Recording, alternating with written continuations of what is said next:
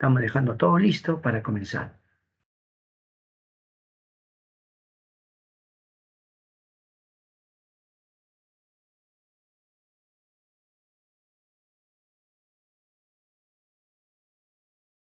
Muy bien, historia del Perú, gobierno de Alberto Fujimori. El título general es Gobierno de Alberto Fujimori hasta el gobierno de Alejandro Toledo, ¿verdad?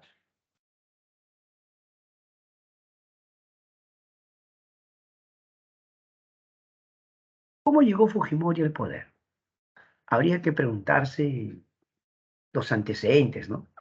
A ver, nosotros habíamos estudiado que el gobierno de Alan García, en su etapa final, ¿no? Cuando el gobierno de García ya estaba pues casi por concluir, hubo muchas cosas. Por ejemplo, había surgido un movimiento Libertad, el movimiento Libertad de Mario Vargas Llosa. Porque Alan García había aprobado la famosa ley de estatización de la banca. Entonces, cuando el gobierno del señor Alan García establece la ley de estatización de la banca, más de uno se pregunta, ¿lo logró? Al final no lo hizo o no pudo hacerlo, porque el movimiento Libertad de Mario Vargas Llosa convocó en plazas muchos discursos en la cual obviamente se oponían a que los bancos privados sean estatizados. Al final no se hizo. Alan García no estatizó los bancos, ¿sí o no? Pero lo que sí es cierto, ojo con esto, lo que sí es verdad, es que eso va a hacer que ahora Fujimori, o diré Mario Vargas Llosa, sea conocido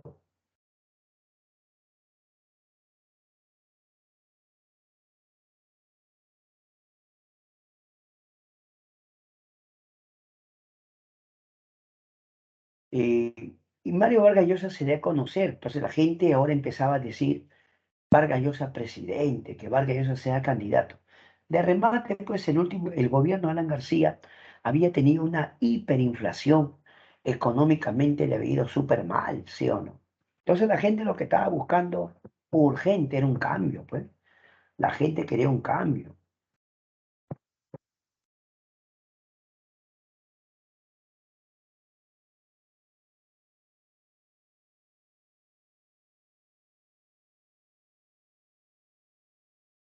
¿Qué es lo que va a pasar? Mario Vargas Llosa va a formar el Fredemo.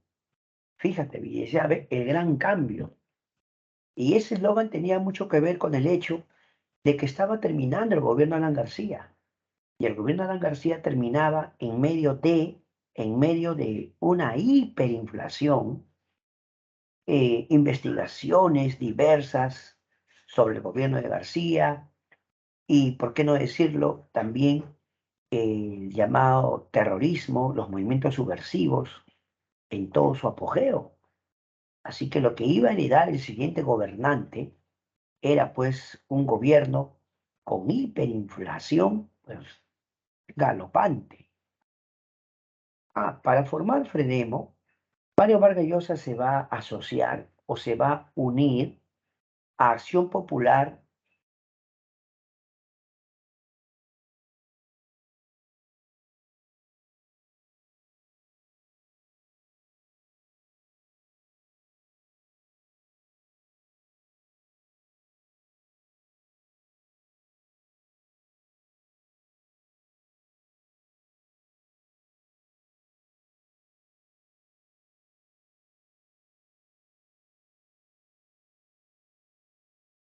Lo que va a ocurrir entonces es que Vargas Llosa se une a Acción Popular y al Partido Popular Cristiano de Luis Bedoya Reyes.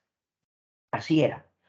Frenemo era una agrupación, Movimiento Libertad de Vargas Llosa, Acción Popular de Belaunde y el Partido Popular Cristiano de Luis Bedoya Reyes. Eso se llamó el Fredemo, Frente Democrático. Y obviamente el candidato Mario Vargas Llosa. Su símbolo, como ves ahí en esa propaganda, ¿no? Es un recuadro con una escalerita. ¿Sí o no? Ahí lo estás viendo. Y la verdad es que las posibilidades de que Vargas Llosa pueda lograr su objetivo de ser presidente estaba de verdad muy cerca, muchas posibilidades. En las encuestas, Vargas Llosa era amplio, amplio favorito, con un porcentaje de aceptación muy admirable. En las encuestas, Vargas Llosa superaba el 60-70%, en serio. O sea que Vargas Llosa, muchos decían, va a ganar, pero tranquilito. Eso no significa que no hubieran otros candidatos, ¿no? Sí había otros candidatos,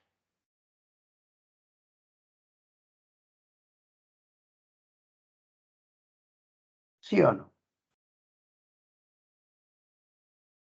Entonces, preguntamos,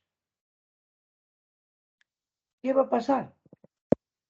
Bueno, había candidatos, ya sea el APRA también tenía su candidato, la Izquierda Unida y otras agrupaciones lanzaron sus candidatos. Pero un candidato que, en honor a la verdad, no era conocido, era Alberto Fujimori, con su agrupación Cambio 90. Lo que pasa es que los partidos tradicionales, cuando decimos partidos tradicionales nos referimos pues a los partidos antiguos, ¿no? El APRA, Acción Popular, PPC, son partidos históricos. Estaban desprestigiados, la misma izquierda estaban desprestigiados. La gente de verdad quería votar por un candidato que no represente a esos partidos llamados tradicionales.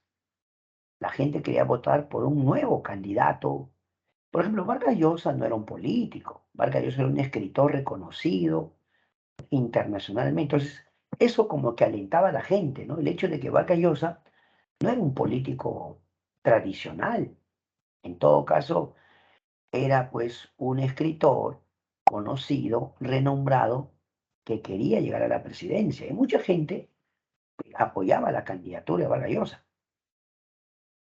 Lo que llama la atención es que Fujimori en las encuestas sacaba mucha, o diré muy poca, tenía muy poca aceptación. Decir que Fujimori en las encuestas sacaba 1%, 2% es bastante, ¿ah? Porque de verdad Fujimori en algunas encuestas ni figuraba, en serio. Pero poco a poco los diferentes medios de comunicación de la televisión, la radio, los periódicos, se preguntaban quién era Fujimori, ¿no? Porque Fujimori salía en la tele en un comercial manejando un tractor, ¿no? Y la gente se preguntaba quién es Fujimori. Por otro lado, algunos periodistas, investigadores dijeron, en los canales de televisión más se entrevista a Vargas Llosa y a los otros candidatos casi ni los mencionan. En aras de la transparencia, deberían pues también entrevistar a los otros candidatos. Los diferentes programas de televisión dijeron pues que su intención no era dar preferencia a Vargas Llosa, ¿no? Así que no tendrían problema en invitar a otros candidatos. Y es así como lo van a invitar pues a Alberto Fujimori. Fujimori va a pedir a dos programas bien sintonizados en esa época. ¿Qué programa, profesor? Por ejemplo, había un programa que se llamaba Trampolín a la Fama, un programa antiguo, claro, con el señor Augusto Ferrando. Trampolín a la Fama era un programa de los sábados, era un programa concurso, ¿no?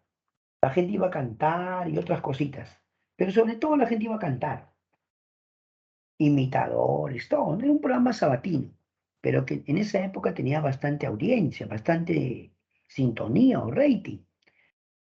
Así que ir a ese programa era importante y Fujimori fue al programa de Augusto Ferrando. También había otro programa muy sintonizado, que era el programa de la señora Gisela Valcárcel. el programa Aló Gisela, cuando Gisela Valcárcel al mediodía decía ceñitos, ¿no? Porque era un programa, pues, más que todo para las amas de casa, ¿no? Al mediodía daba, pues, al mediodía, ¿de acuerdo?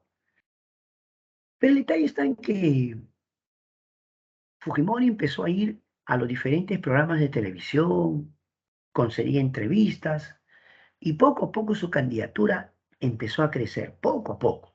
De repente ya Fujimori figuraba en las encuestas con 4%, 5%, por ahí ya Fujimori aparecía con 8%, que en realidad era bajo, porque la candidatura de Vargas Llosa seguía muy fuerte. Eh, Muchos confiaban en que Vargas Llosa iba a ganar tranquilo en la primera vuelta.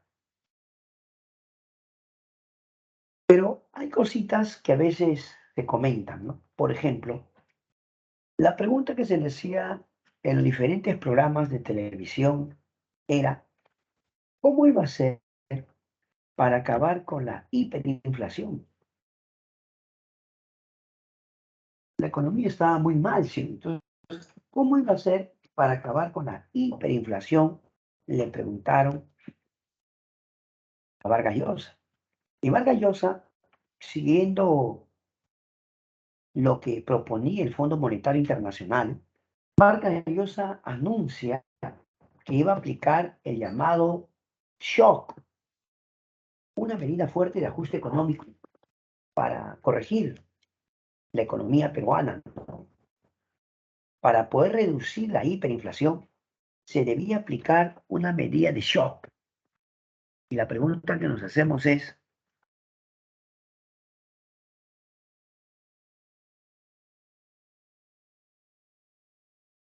claro, ¿qué contestó Vargas Llosa, no? Vargas Llosa dijo que iba a hacer, iba a aplicar esto, pero a muchas personas les causó preocupación, tal vez porque no se comprendía plenamente el objetivo.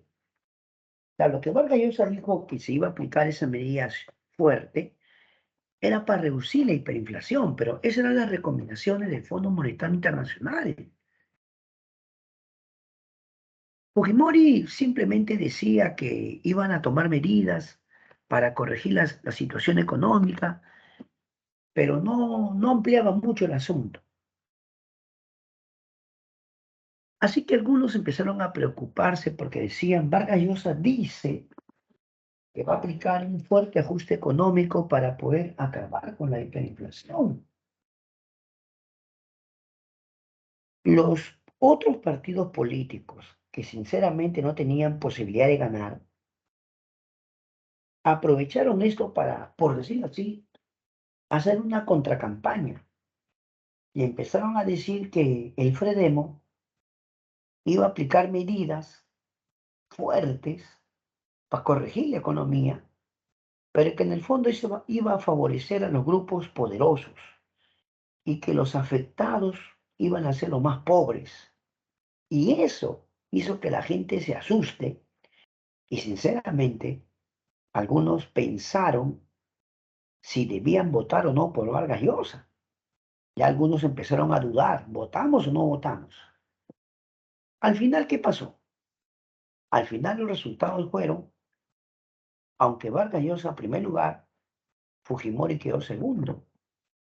Y Vargas Llosa no había obtenido la mayoría necesaria para ser proclamado presidente. Por lo tanto, iba a haber segunda vuelta. Segunda vuelta.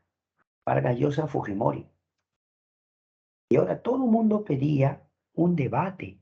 Todos decían, debería haber un debate. Porque en ese debate vamos a poder escuchar sus ideas de ambos, vamos a poder saber cómo piensan, cuáles son sus planteamientos. Y al principio muchos decían, pues seguramente Fujimori no va a aceptar debatir porque Vargas Llosa, pues como es un escritor, es un hombre muy elocuente, tiene buena oratoria, seguramente Fujimori no va a aceptar, pero para sorpresa de todos, Fujimori aceptó el debate. ¿Ya? El debate se iba a dar de todas maneras. ¿Qué crees? En el debate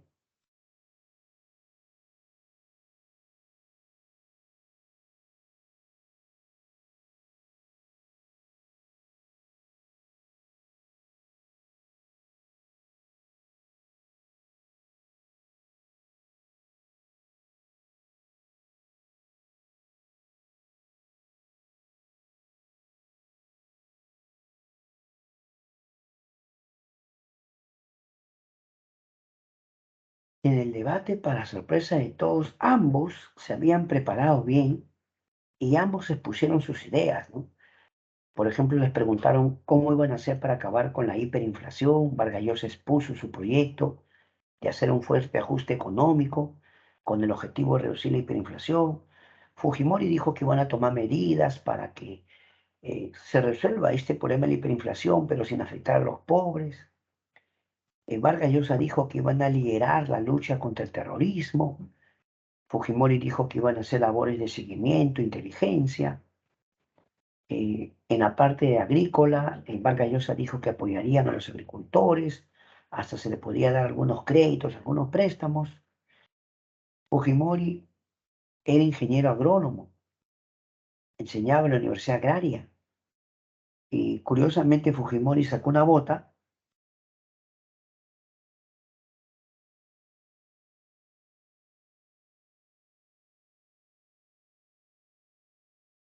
¿Qué le parece?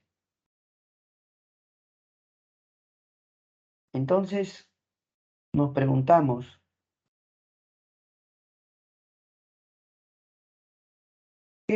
¿cómo quedó al final? Bueno, algunos dicen que el debate fue parejo, que fue un empate.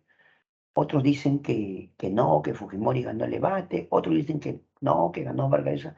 Opiniones divididas. Porque lo curioso es que cuando Fujimori mostró una bota, Fujimori dijo, yo soy ingeniero agrónomo y yo voy a ayudar a los agricultores porque yo conozco del tema. Bueno, fue una estrategia también de Fujimori mostrar una bota, ¿no? Él decía que como ingeniero camina en el campo con la gente, ¿no? ¿Qué te parece?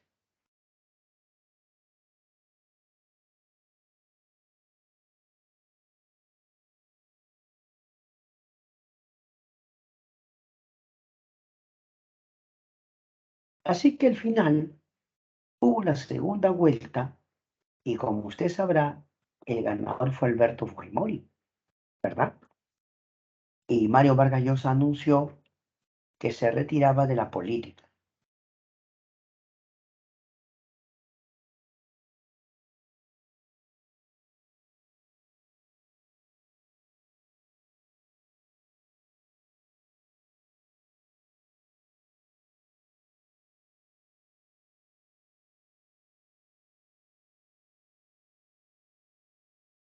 Para sorpresa de todos, Fujimori, aunque no dijo que lo iba a hacer, lo hizo. La verdad es que quien había hablado de hacer esta medida de shock económico, en realidad quien lo había anunciado era Vargas Llosa. Y eso tal vez le restó votos por su honestidad, porque Vargas Llosa sí lo había expresado. Fujimori no lo dijo, pero lo hizo. A eso se llama el shock económico. Objetivo, reducir la hiperinflación. Para hacerlo, debían aplicarse medidas como eliminar los subsidios. No te olvides que el gobierno de Alan García había aplicado subsidios económicos, ¿verdad?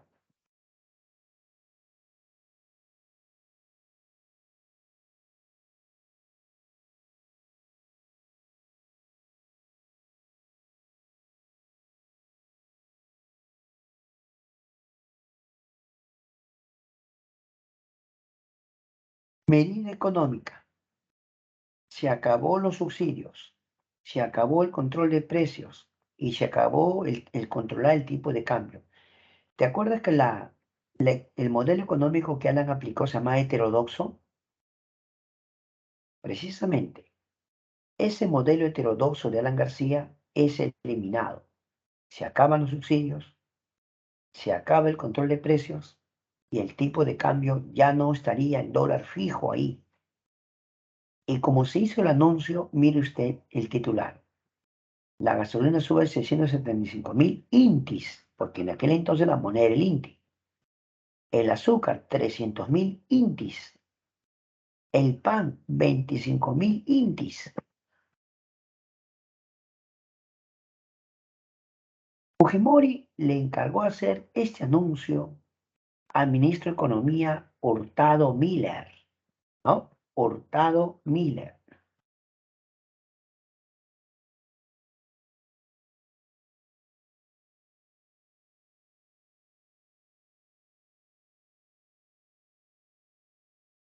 Algo que llama la atención es que Hurtado Miller, cuando hizo el anuncio, por ejemplo, cuando mencionó lo del pan, él dijo más o menos así, ahí lo puedes leer.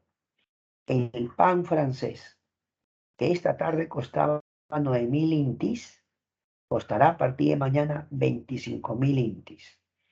Y cuando concluye su discurso,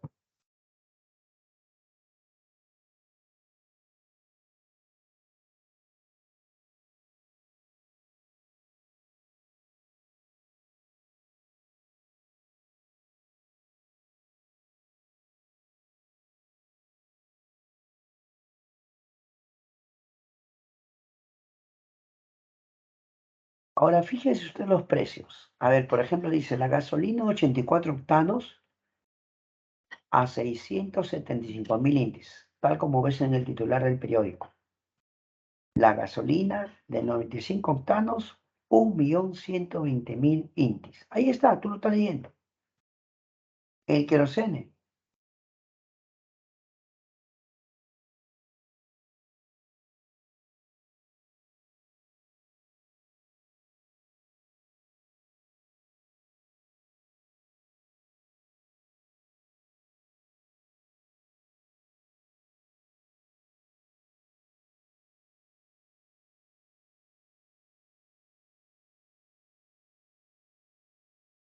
A ver, antes se usaba querosene, ahora ya no se usa. Antes las cocinas, ¿ya? Usaban querosene. Usted iba a la bodega, a la tienda, las bodegas vendían querosene, tenían un cilindro grande y tú ibas con tu galonera y te comprabas 2, 3 litros de querosene. Así es, con eso funcionaban las cocinas antes. Pregúntale a tus padres, a tus abuelitos. Ahora no, pues son otros tiempos, ¿no? Ya no se comercializa el querosene. Ya incluso la ley lo ha prohibido, ¿no? Ahora la mayoría usa gas, ¿no? Ya la mayoría usa gas. Hay el gas doméstico, bueno. Y a propósito, hablando del gas, ¿a cuánto sube el gas?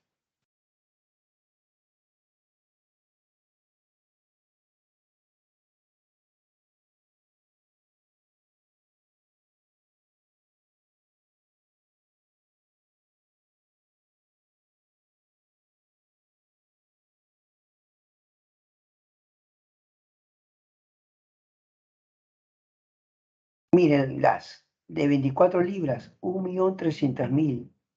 De 100 libras, lea usted, 6.250.000. ¿Sí o no? Léalo ahí. Usted puede leerlo igual que yo. El arroz, dice, arroz corriente, 270.000 intis. El azúcar blanca refinada, 300.000 intis. ¿Te das cuenta tú que el inti estaba bien devaluado? A tal punto que un pan, como hemos leído, a ver, por ejemplo, abajo dice pan francés, 25.000 intis. Pan de labranza, 25.000. Pero el pan, como dijo en el anuncio el ministro Hurtado Miller, el pan francés que esta tarde costaba 9.000 intis, costará a partir de mañana 25.000 intis. Imagínense, si lo llevas a monedas actuales, imagina que te llega el pan que costaba ayer, pues, costaba hoy día, no sé, 30 céntimos en un pancito, o 25 céntimos de repente, depende, ¿no? Ahora dan 4 panes por un sol, ya. Vamos a imaginar que el pan cuesta 25 céntimos. Yo te diga, mañana va a costar algo así como 70 céntimos. Sería mucho, ¿no? ¿Tanto dirías tú? Más del doble, casi el triple. Es lo que tú estás notando, ¿sí o no? Por eso te digo, estas medidas económicas fueron muy fuertes. Por eso se le llamaron shock, ¿de acuerdo? Y Hurtado Miller concluye con la expresión que Dios nos ayude.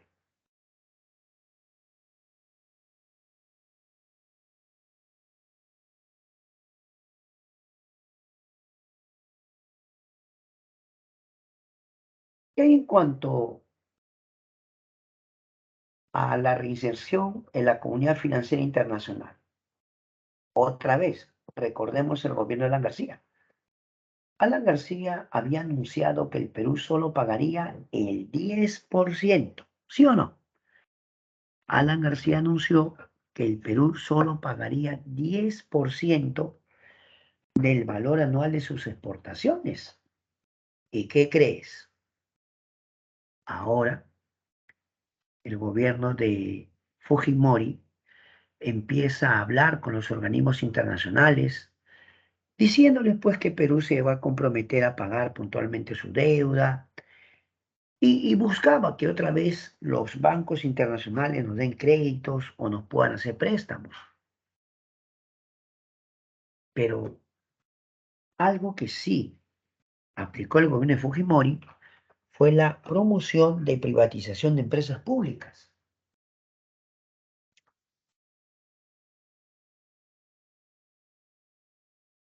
Muchas empresas estatales, sobre todo creadas en la época de Juan Velasco. ¿Te acuerdas que en el gobierno de las Fuerzas Armadas de Juan Velasco se crearon nuevas empresas? Electroperú, Pescaperú, Enafer Perú. Muchas empresas estatales se crearon en la época de Velasco, ¿no? Ya, el gobierno Fujimori, con el argumento de que estos estaban quebrados, generaban pérdidas, estas empresas se habían vuelto prácticamente una carga para el Estado por sus déficits, sobre todo que también tenían muchos trabajadores y el Estado tenía que cubrir sueldos o planillas de muchas personas. Así que el gobierno Fujimori dijo, esos se van a vender, esas empresas se van a vender, o sea, las va a privatizar. Pero aquí viene un detalle.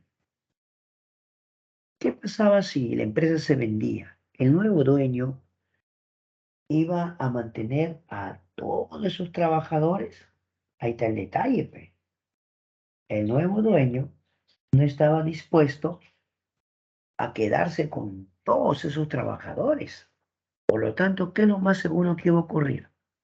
Despidos, ¿te das cuenta? Incluso antes de vender la empresa ya se incentivaba a los trabajadores a que, por decirlo así, se retiren y se les iba a dar una especie de compensación o indemnización. Ahora, el nuevo dueño de esta empresa de repente solo quería una cantidad de trabajadores, pero sobre todo que ellos querían seleccionarlos. Y por lo tanto, muchas personas que no tenían de repente los estudios o sus documentos actualizados, como por ejemplo un título. Por ejemplo, alguien estaba ocupando un alto cargo y de repente no era ingeniero, de repente había estudiado hasta el sexto, séptimo ciclo, octavo ciclo, pero no tenía concluido los estudios ni tenía un título. ¿Ves? Aunque pueda tener mucha experiencia ya ejerciendo el trabajo. Entonces los nuevos dueños, ¿qué decían? A ver, vamos a evaluar, ¿ya? Aquí se van a quedar en las personas que tengan mayor capacidad, ¿no? Pero también el Estado aplicó la llamada flexibilización laboral. ¿Qué cosa es la flexibilización laboral? Que ya prácticamente no estaba garantizada la estabilidad laboral. ¿Por qué? Porque te podían firmar contratos temporales. Y con esos contratos temporales,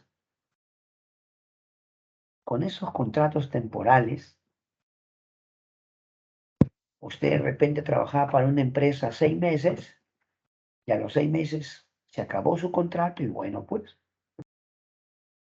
ese empleador no estaba obligado a renovarte, pero sobre todo usted no tenía garantizado seguir trabajando en los siguientes 6 meses.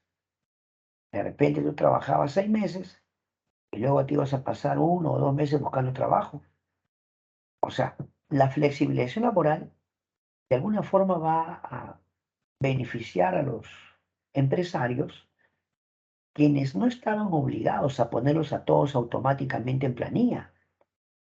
Y había personas que firmaban contrato un año, acababa su contrato, renovaban otro año, pero a veces ya el segundo o tercer año ya no te renovaban.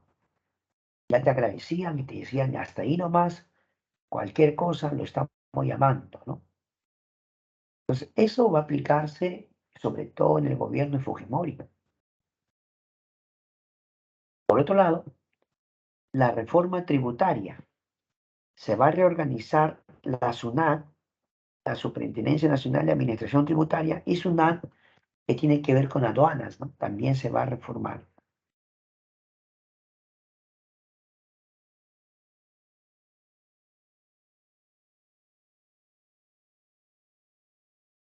Un detalle con respecto al gobierno de Fujimori es que Fujimori no había eh, conseguido tener mayoría en el Congreso.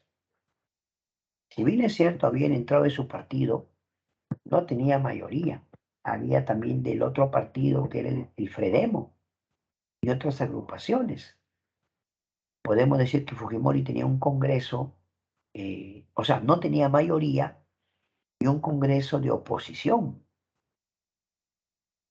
Una medida que Fujimori dio fue disolver el Congreso. Él dijo que iba a disolver, aunque él dijo temporalmente el Congreso. Muchos calificaron en aquel entonces, lo calificaron de autogolpe, ¿ya? Autogolpe.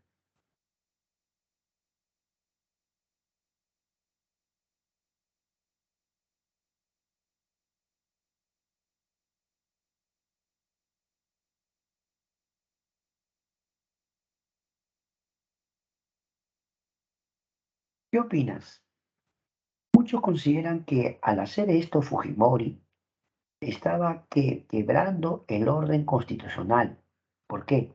Porque Fujimori como presidente y sus ministros son el poder ejecutivo, pero no puedes cerrar así nomás el Congreso y Fujimori lo disolvió. Ante presión internacional, Fujimori anunció que sí iba a convocar elecciones para un nuevo Congreso.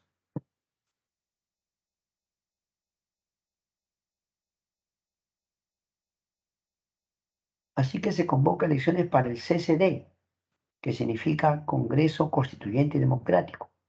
El CCD, Congreso Constituyente Democrático,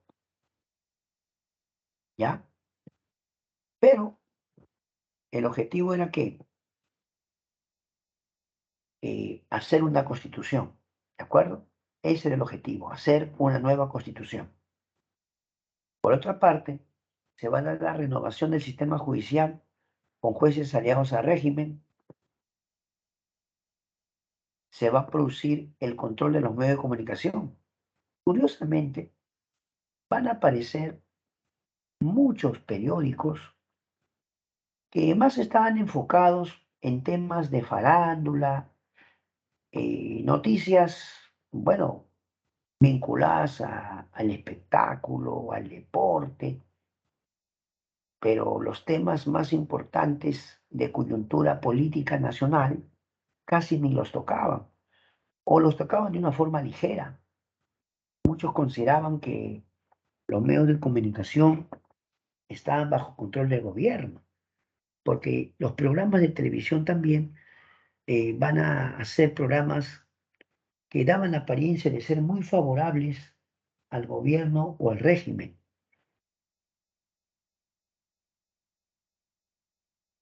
Curiosamente, este Congreso Constituyente Democrático aprobó la Constitución del año 93, que entre sus novedades podemos destacar,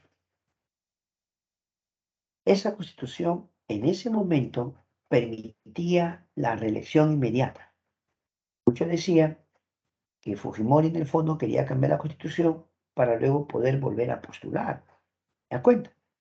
Porque ahora la Constitución permitía la reelección inmediata. Acuérdate, quien se había reelegido 2 veces era Augusto B. Leguía en el oncenio, pero luego vino Sánchez Cerro y la Constitución del año 33 prohíbe la reelección. Mira, la del 33. Esta es una Constitución, la del 93 es una Constitución 60 años después, ¿o no?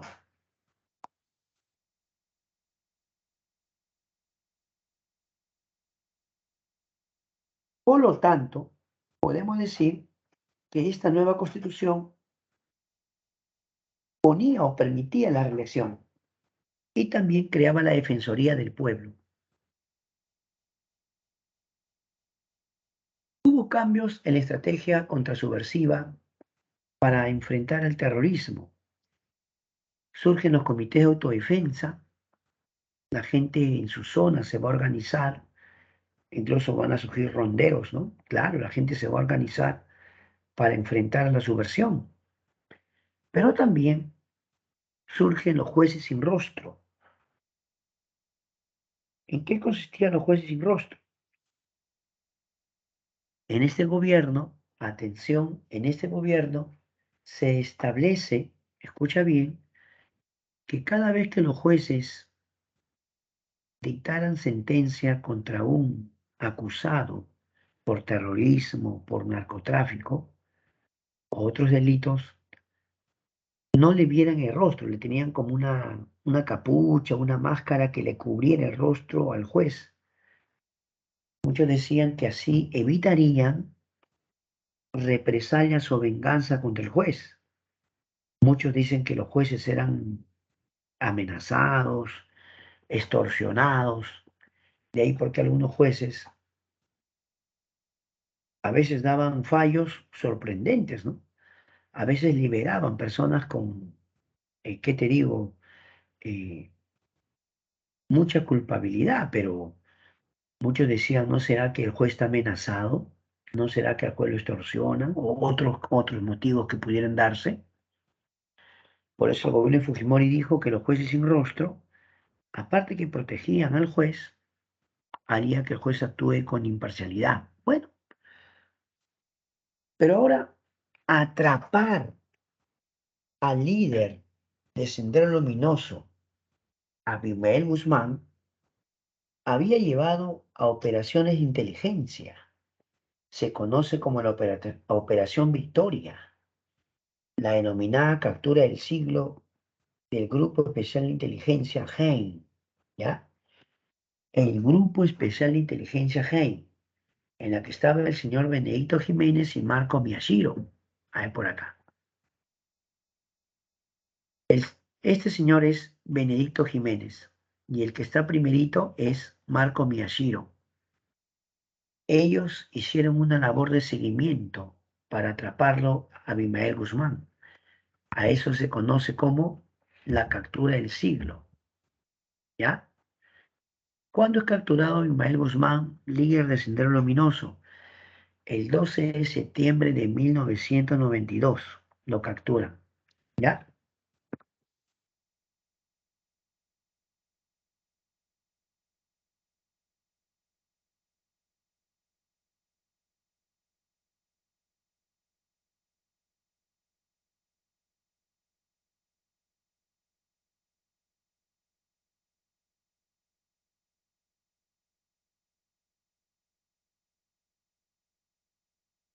Y entonces Abimael Guzmán fue presentado en traje a rayas, como ves en la fotografía, mira, ahí está. Ve.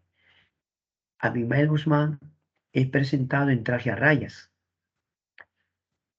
en la base naval de la Marina de Guerra, pero también se va a producir la captura del líder del MRTA, presentado en la DINCOTE, en la Dirección Nacional contra el Terrorismo. Así que los dos cabecillas o líderes de estas agrupaciones subversivas fueron capturados.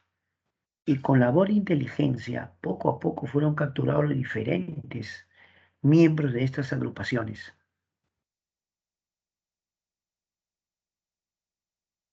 Muchos consideran que Fujimori, o el gobierno en general de Fujimori, estaba interesado en limpiar también las universidades en las que se decía había infiltrado mucha gente vinculada al terrorismo en las universidades, ya sean profesores, estudiantes o trabajadores. Así que las universidades estatales, San Marcos, la UNE, Cantuta y otras nacionales, van a ser intervenidas. Sin embargo, fue noticia 2 casos que remecieron el gobierno de Fujimori. 2 casos. El primero, conocido como caso La Cantuta, cuando unos estudiantes y un profesor se dice que fueron secuestrados y los desaparecieron. Estos estudiantes universitarios de la Universidad Cantuta se dice que fueron asesinados, pero ahora probar quién ha sido llevaría investigaciones. El gobierno de Fujimori dijo que iban a investigar, que verían los culpables, ¿no? Pero luego otra noticia, en Barrios Altos, durante una pollada, van a ser asesinadas 16 personas. Mira, ahí está la República, el diario de la República dice, matan a 16 en pollada. ¿Qué te parece? Todo el Perú preguntaba, ¿quién está haciendo esto? ¿Quién es capaz? Obviamente el gobierno de Fujimori decía, vamos a investigar, vamos a capturar a los culpables, serán entregados a la justicia y bueno.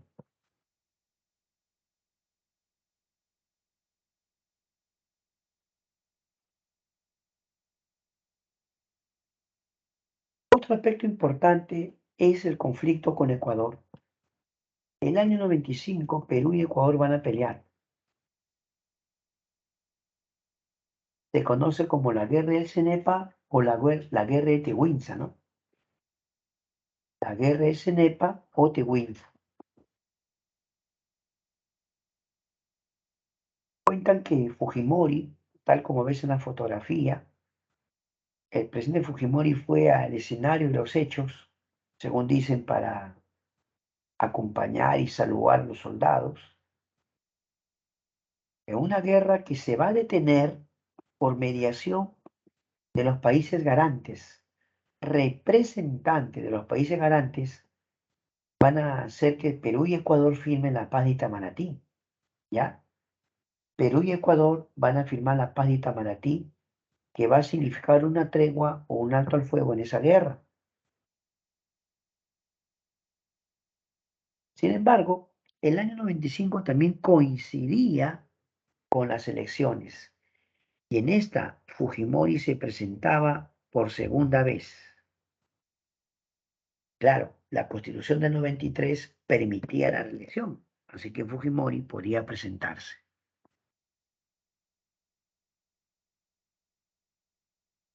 Javier Pérez de Cuellar había sido 2 veces secretario de las Naciones Unidas, muy respetado en el mundo, el diplomático más reconocido en el mundo por haber sido 2 veces secretario de las Naciones Unidas. Se presenta, señores, como candidato a la presidencia. Ah, por cierto, Vargas Llosa ya había anunciado que se retiraba de la política. Por lo tanto, Vargas Llosa no iba a ser candidato.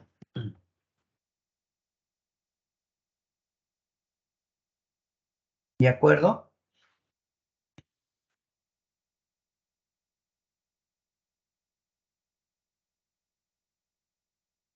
Un detalle muy importante es que Fujimori ahora va a formar una alianza que lo va a llamar Cambio 90 Nueva Mayoría. Así lo llamó, ¿no? Cambio 90 Nueva Mayoría. Así que Fujimori se va a lanzar como candidato a la presidencia por segunda vez.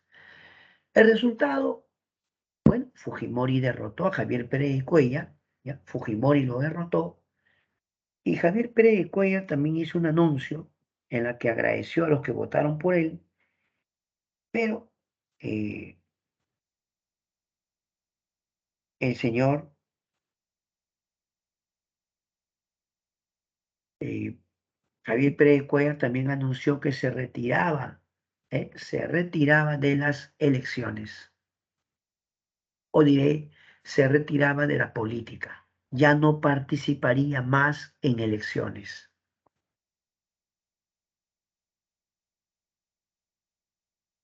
Fujimori va a afrontar en su segundo gobierno la llamada crisis de los rehenes, cuando el MRTA va a tomar la residencia del embajador japonés Morihisa Aoki, ¿no?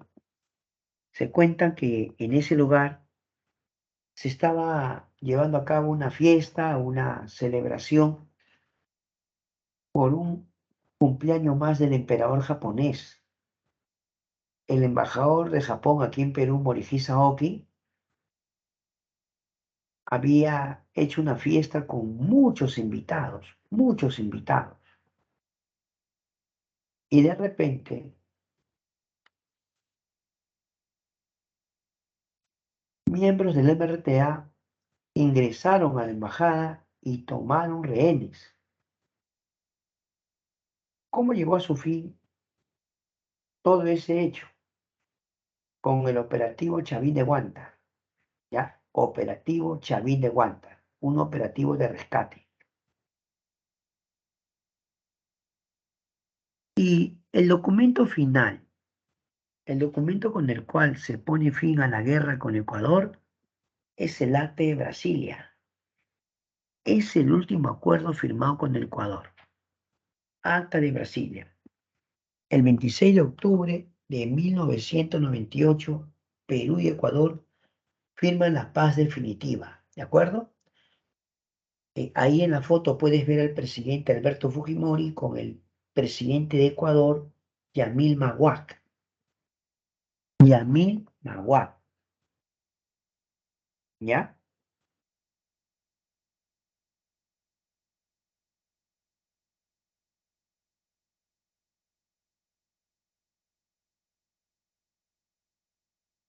Por otro lado,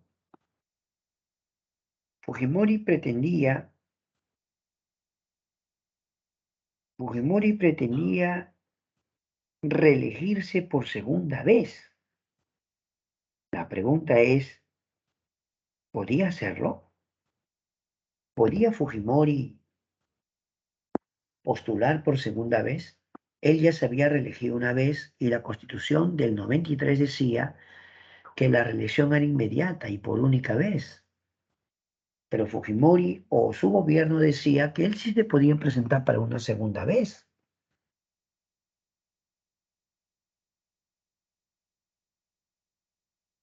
Pero ¿cómo podría ser posible eso si Fujimori ya se había reelegido?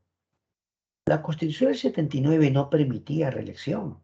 Si él se reelige, se reelige gracias a la Constitución del 93.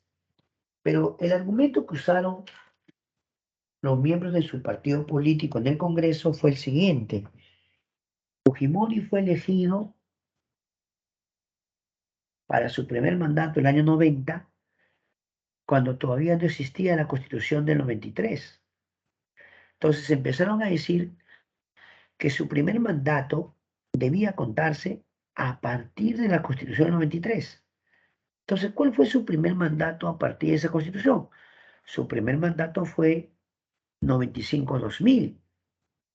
Por lo tanto, su segundo mandato sería 2000-2005. Un momento, profesor, ¿qué está hablando? Fujimori ya había gobernado la primera vez, claro. Y Fujimori ya se había reelegido porque la Constitución 93 permitía la reelección. Hicieron como un juego de palabras. Empezaron a decir que él sí podía postular otra vez porque su primer mandato a partir de la Constitución 93 era el 95-2000. Por lo tanto, el 2000-2005 sería su segundo mandato. O sea, ellos empezaron a contar todo a partir de la Constitución 93. Pero señores, Fujimori quería su reelección y no vaya a pensar que es broma, como campaña publicitaria, ¿sí o no? Como campaña publicitaria.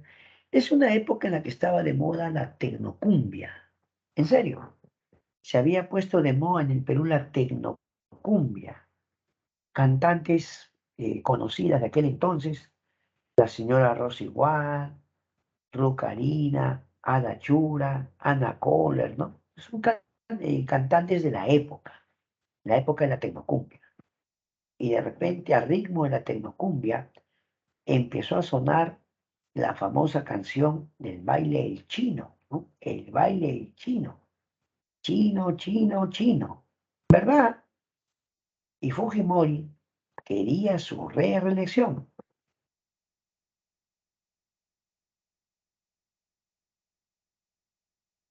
Fujimori llegó a reelegirse contra viento y marea, pero el candidato que se vio afectado, ¿ya? El candidato que se vio afectado y obviamente dijo que iba a actuar, no se iba a quedar con los brazos cruzados, era el señor Alejandro Toledo.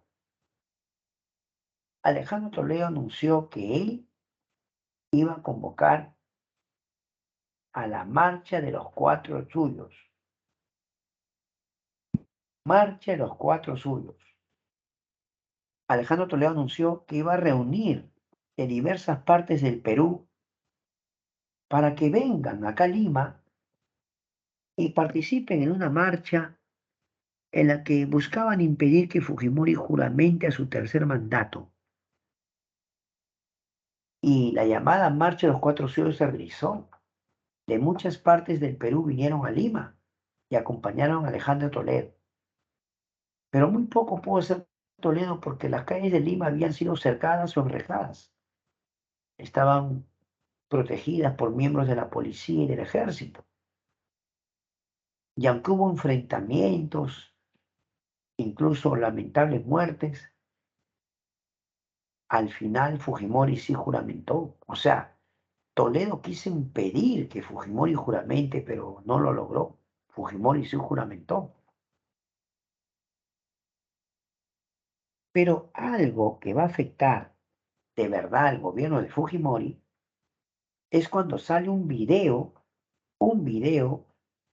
en la que se ve al asesor presidencial Vladimiro Montesinos y a un congresista que en ese momento estaba pues en pleno ejercicio, estaba en el Congreso, el congresista Beto Curi y el asesor presidencial.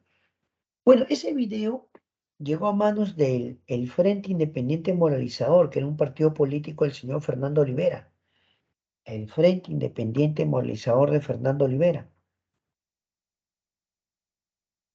Ese video llegó al Congreso y el Congreso lo emitió en cadena nacional y todo el Perú vio un video donde se veía al asesor presidencial, como ves tú, entregándole dinero a un congresista. Eso se prestaba para muchas interpretaciones. La primera es que se trataba de actos de corrupción. La pregunta es, ¿qué haría Fujimori frente a esto? En el video quien estaba de protagonista era su principal asesor. Así que Vladimiro Montesinos, atención, Vladimiro Montesinos estaba en serios aprietos. Fujimori dio un mensaje a la nación en la cual dijo que iba a convocar elecciones y que por cierto no se pensaba presentar. Para eso ya su asesor presidencial se estaba yendo del Perú. Cierto día, Fujimori anuncia que tiene que viajar a una cumbre asiática en Brunei, ¿ya? Él dijo que tenía que ir a una cumbre asiática en Brunei. ¿Qué crees? Ya Fujimori no va a regresar. De esa cumbre asiática, Fujimori se va a Japón y Fujimori presenta su renuncia desde Japón. El Congreso no le acepta la renuncia. El Congreso le dice, lo destituimos por incapacidad moral.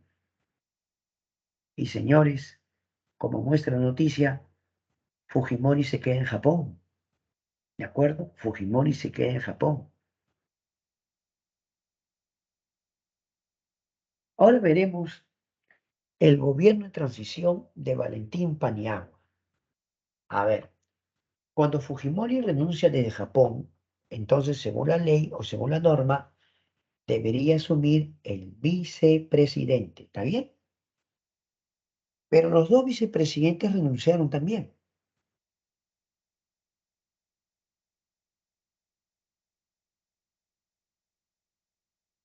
Entonces, ante la renuncia de los vicepresidentes, según la ley, debía asumir el presidente o la presidenta del Congreso. ¿De acuerdo? En ese momento la presidenta del Congreso era la señora Marta Hildebrand,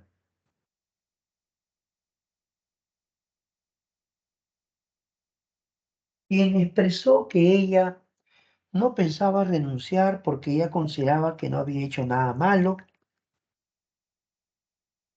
Lo que pasa es que Marta Hildebrand pertenecía al partido de Fujimori.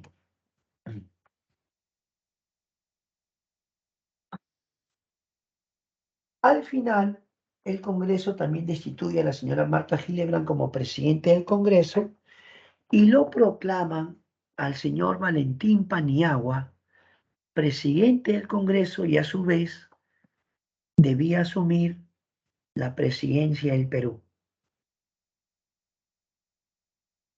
Se le llama gobierno de transición porque iba a ser un gobierno temporal. Él debía convocar elecciones para que se escoja el nuevo presidente. Así que su gobierno era temporal.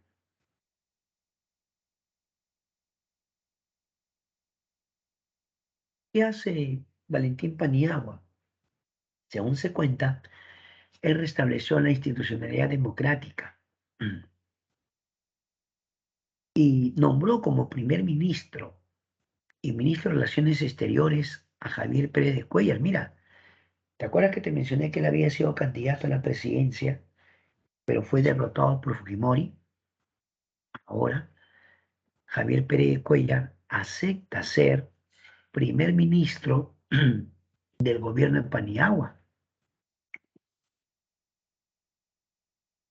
pero también se va a firmar el contrato de explotación del gas de Camisea,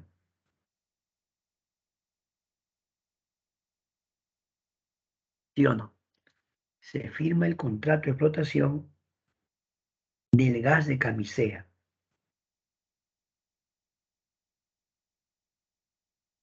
Así que, la noticia había sido pues que este gas de Camisea, ¿no? Que todo el mundo decía, uy, Perú tiene bastante gas, ahora seguramente el precio va a estar bien barato. Todo el mundo se imaginaba que debido al anuncio del hallazgo del gas de Camisea y que se iba a firmar nuevos contratos, todo el mundo decía, pues ahora el gas va a estar bien barato, ¿no? Bueno, pero una medida del gobierno de Valentín Paniagua es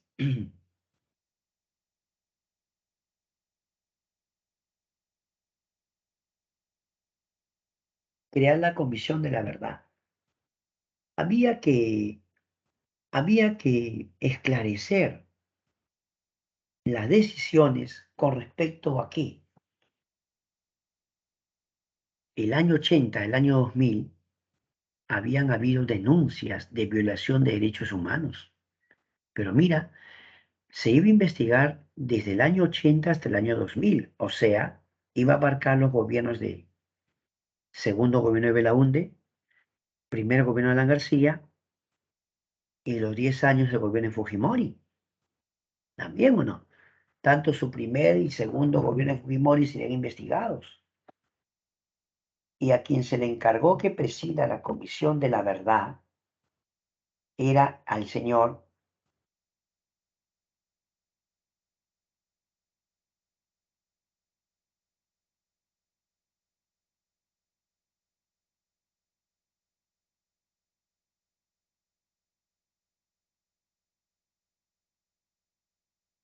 Ahora, eh, más de uno decía, ¿no? Que esta Comisión de la Verdad seguramente iba a aclarar, anunciar, ¿no? Pero bueno, se convocó elecciones para el año 2001.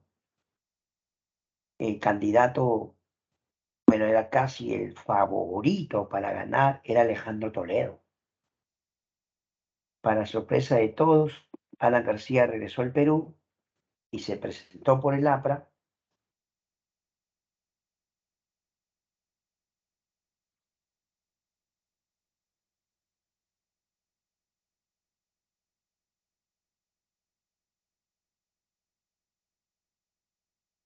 y la señora Lourdes Flores del Partido Popular Cristiano, mira, ve, tres candidatos.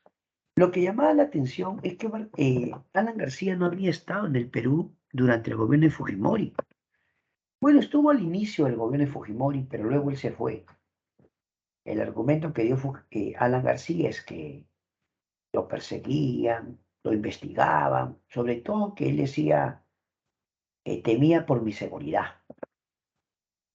Pero al final, eh, Alan regresó al Perú y fue candidato. Y para sorpresa de todos, Alan García pasa la segunda vuelta con Alejandro Toledo. Hubo segunda vuelta electoral. Y claro, en la segunda vuelta electoral, Alejandro Toledo se va a imponer, ¿verdad? Finalmente Alejandro Toledo derrotó a Alan García. Bueno, Alan García cuando vino acá al Perú, se dice que tenía muchos antivotos. El antivoto era porque la gente recordaba,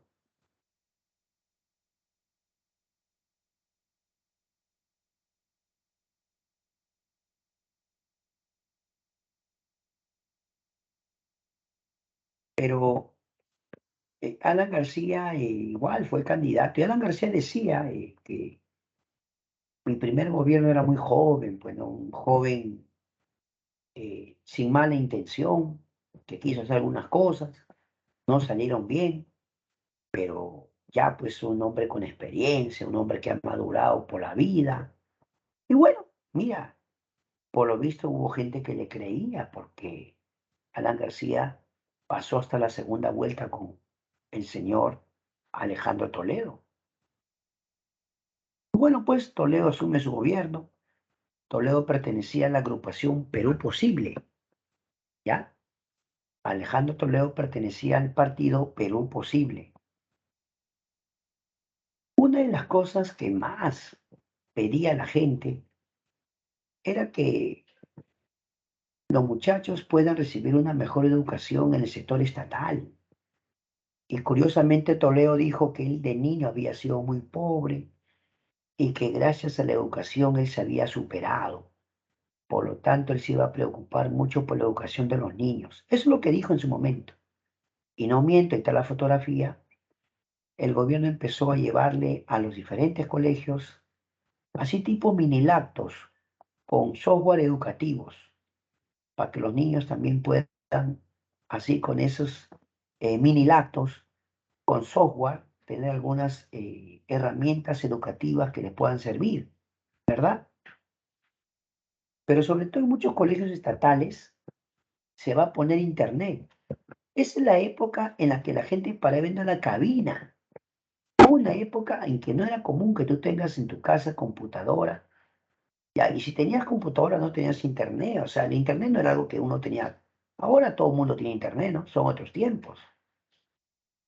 Pero fíjate, para el 2001, o sea, ¿hace cuánto? Hace 21 años. ¿O no? Hace 21 años no era común que todos tengan internet en su casa. Ahora sí, ¿te das cuenta?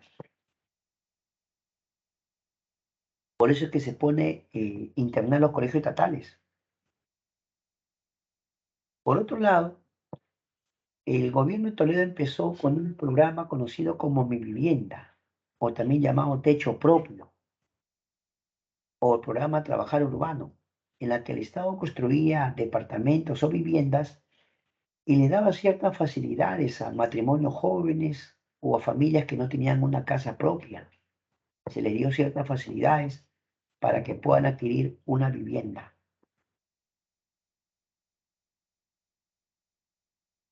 Como el señor Toledo anunció que el Perú quería firmar un tratado de libre comercio con Estados Unidos, el presidente Alejandro Toledo invitó al Perú al señor George Bush.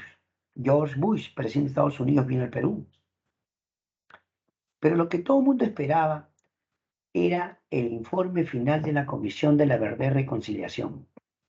En ese informe se mencionó que el pueblo que más había sufrido era el pueblo de Ayacucho.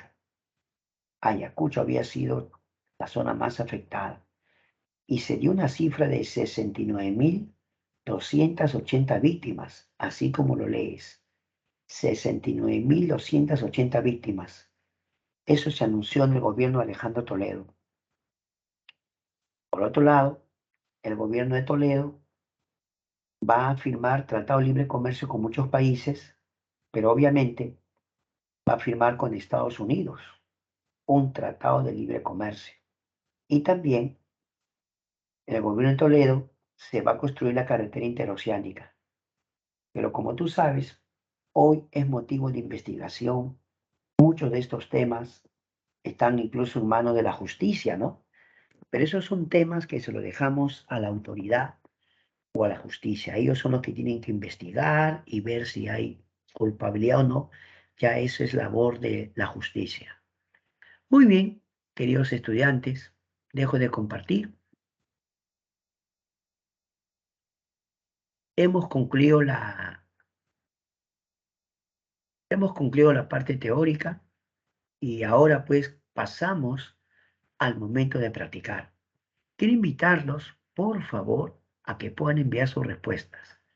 Quedan invitados a poder enviar sus respuestas.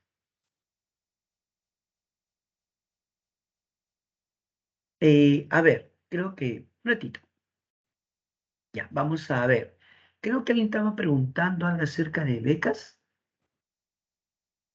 Becas hay hace tiempo, pero si te refieres a lo último, que es beca 18, si te refieren a eso, beca 18 es en la época de Alejandro Toledo, o perdón, o Yantumala, beca 18. Pero becas siempre ha habido, ¿ah? Hay instituciones del Estado que dan becas. Eso es otra cosa. Listo. Entonces, vamos al momento de practicar, ¿ya?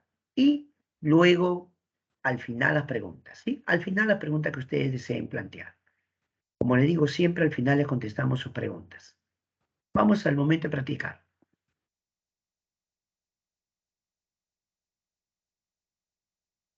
Momento de practicar. Ejercicio y resolución. Primera pregunta. En 1990, Alberto Fujimori ganó las elecciones porque capitalizó la crisis socioeconómica y, a ver, a ver.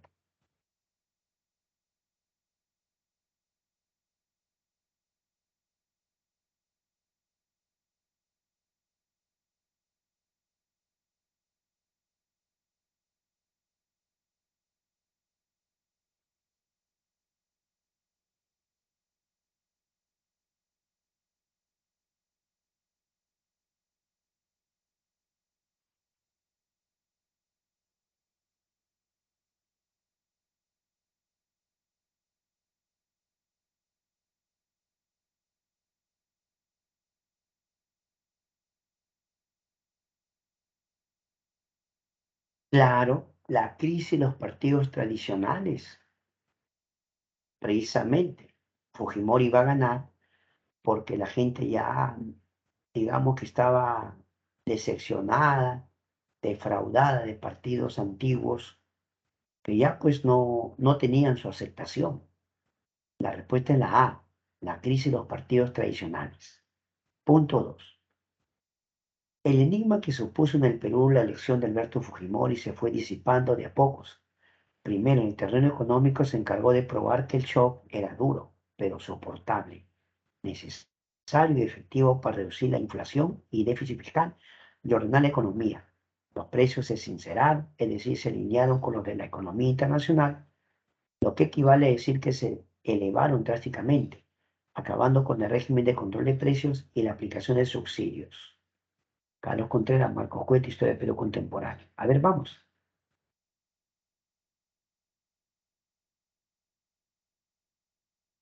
¿Cuál es la respuesta? Vamos, a ver, inténtalo, vamos, manda tu respuesta.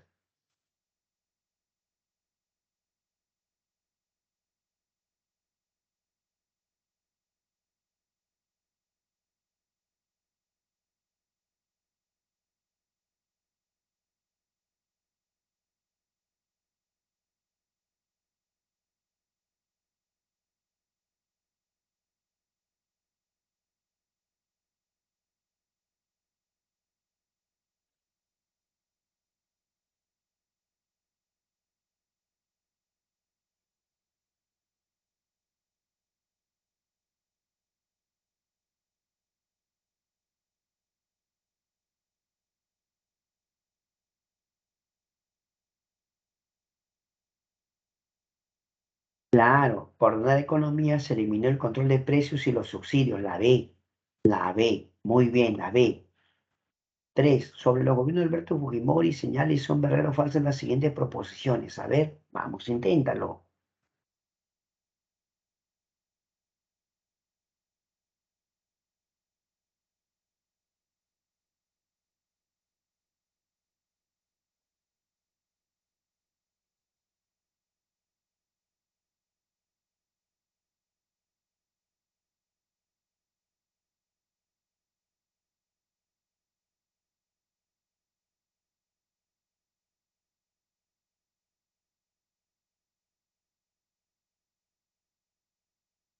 A ver, ¿se eliminan los subsidios? Sí.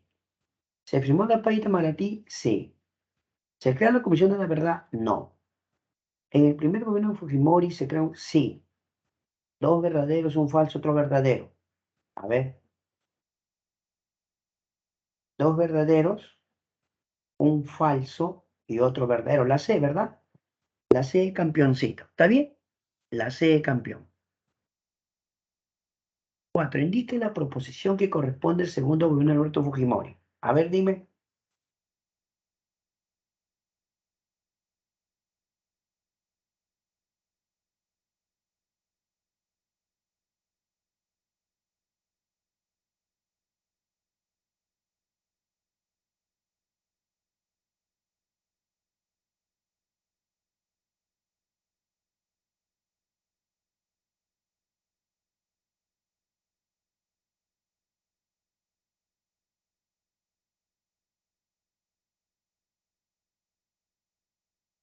Claro, aquí nota, dice segundo gobierno. Ya pues, se firmó el Acta de Brasilia con Ecuador, la E. Se firmó el Acta de Brasilia con Ecuador, la letra E. Bien. Cinco, de la siguiente relación de acontecimientos históricos que corresponden a los gobiernos de 1990 a 2000, establezca el orden cronológico correcto. Pero hay que ordenar. Hazlo, por favor. Ordena.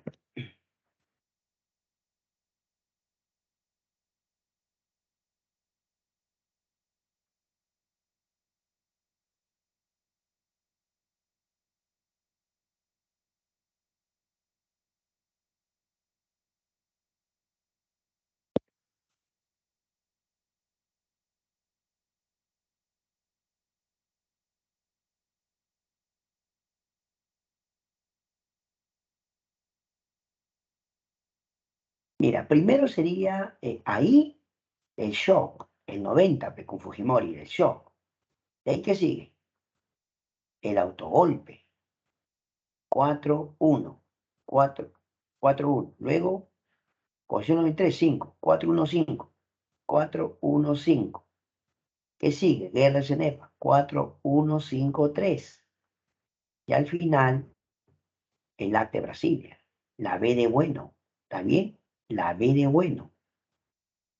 ¿Sí? 4-1-5-3-2. La B de bueno.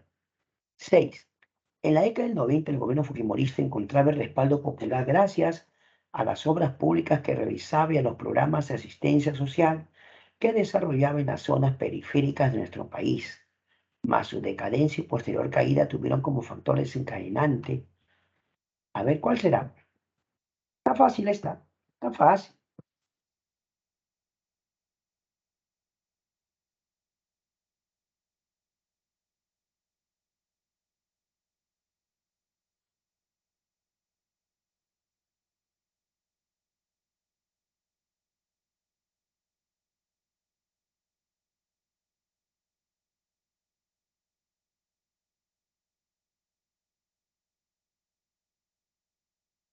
¿Qué dices? Claro, la C. La publicación de videos que confirmaban actos de corrupción, lo que se conoce como el Vladivideo. 7. Es un acontecimiento del gobierno de Valentín Paniagua. A ver, es un acontecimiento.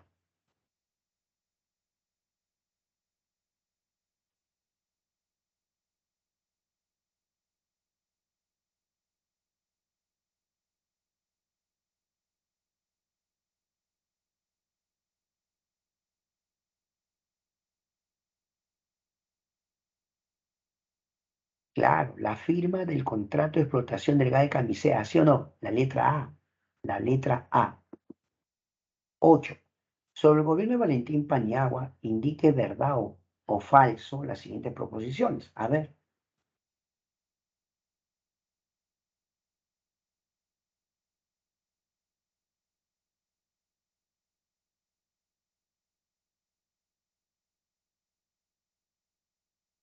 verdadero, falso, verdadero, falso, falso, verdadero. La E, verdadero, falso, falso, verdadero. La E. 9. El inicio de la construcción de la carretera interoceánica corresponde al gobierno. Esa carretera que unía Perú y Brasil, ¿no? La carretera interoceánica une Perú y Brasil. A ver, ¿en qué gobierno? Alejandro Toledo. Alejandro Toledo. 10. Sobre el informe final de la Comisión de la Verdad y Reconciliación indica aspecto importante. 1. El informe se entregó el gobierno de Alejandro Toledo. Sí. Se estima 80.250. No, no son 80.000. Falso. Son 69.000. Falso. ¿La zona más afectada fue Ayacucho? Sí. ¿Analizó la gobierno 80 de los 1000? ¿De 80 a los 1000? Sí. ¿Javier Pérez Cuellar presidió? No, no, no, no, no. Salomón Lerner. 1, 3, 4.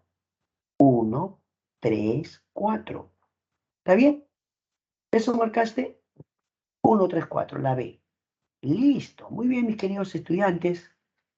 Hemos concluido el momento de practicar. A ver, ahí los jóvenes han mandado su respuesta. Damos las gracias a Melanie Cielo por mandar sus respuestas, a Jairo Sandoval, Omar Efraín, Risa Yanira, gracias, Martín Gonzalo, Tania Belén, Brenda Xiomara, Enzo Aymar, Almendra Jocelyn, Alejandra López, Fabiana Micalea, y hay tantos los jóvenes, ¿no? Jonathan Reader. Bien, muchachos, los felicito por participar. Esto está muy bien. Los felicito. Ahora ha llegado el momento de que hagan preguntas. Yo les invito a hacer preguntas de todo el curso, a ver cómo va, pe. ¿Está bien o no? Porque también te voy a preguntar. ¿Ah? Ya entonces, a ver, pregunten de todo el curso, ya como que un repaso general, pe. Porque la otra semana vas al avanzado, ya, ¿sí o no? La otra semana ya vas al avanzado. Entonces, a ver, pues, ¿cómo te va? A ver, pregúntame. De todo el curso, pregunta.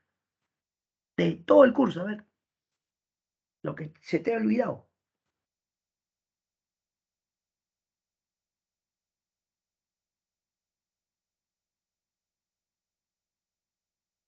Bueno, Jonathan, hay temas que lo ve los medios periodísticos y las autoridades judiciales, ¿no?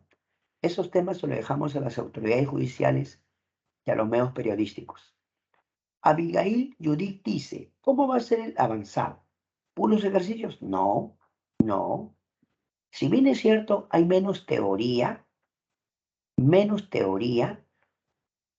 eh, sí tenemos teoría para explicarle. A menos yo, ¿sabes cómo lo trabajo tipo ya en mapas mentales, ¿no? Tipo cuadros sinópticos. ¿Por qué? Porque ya tienen ustedes base teórica. Pe. ¿Te das cuenta?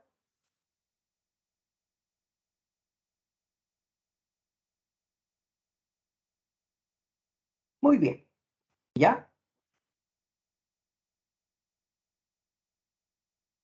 Mira, ¿para qué te voy a engañar, Tania?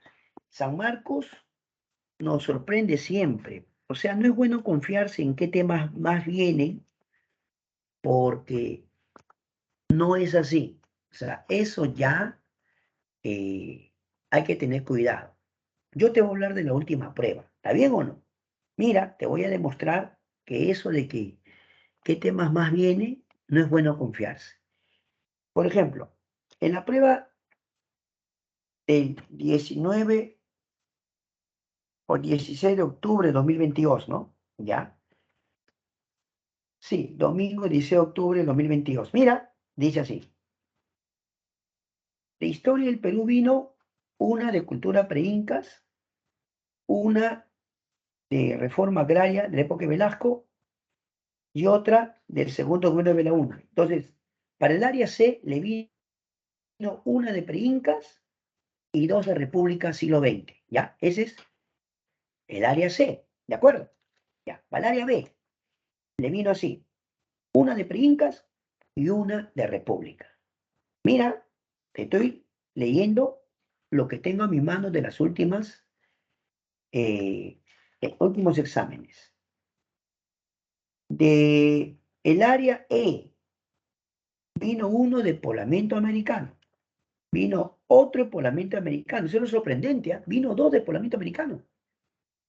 Claro, no le estoy mintiendo. La primera hablaba acerca del Pleistoceno al Holoceno y la segunda pregunta hablaba acerca de la teoría oceánica. Tengo el examen en mi mano como para comentarles. Luego, una pregunta de la época de Tupac Amaru, otra pregunta de siglo XIX y una pregunta del siglo XX. ¿Ves? Por último, ¿de qué área? Y esto es, ya mira, y tengo acá en mi mano también el área D. Poblamiento americano 2 y una de emancipación e independencia. Franco. Por lo tanto, no hay que confiarse. Yo siempre le digo a los muchachos, estudien todo, porque si se confían, de repente pueden ustedes decir, oye, el profe me enseñó mal, ¿no? Eh, el profe no me enseñó bien. Ahí está el detalle. Bueno, Jonathan, sí, pues algunos hablan de una economía social de mercado, ¿no? Hablan acerca de que la del 93 permite más cercanía a los capitales extranjeros, pero bueno, lo dejamos ahí, eso ya creo que es más campo del profesor de economía. Casey dice, en el avanzado habrá teoría. Ah, claro, Casey, te cuento. Yo en el ciclo avanzado hablo de mi curso y creo que todos lo hacen, pero yo hablo de mi curso. Normalmente pongo preguntas de todo el curso y hago tipo mapas mentales o cuadros sinópticos, algo así, de todos los temas. ¿Ya? ¿Está bien? Ahí está el detalle. ¿Sí? Fredena es Frente Democrático Nacional. Eso corresponde a Bustamante y Rivero. Bustamante y Rivero. ¿Ya? A ver, yo le voy a preguntar, a ver cómo están. Mira, yo le voy a preguntar.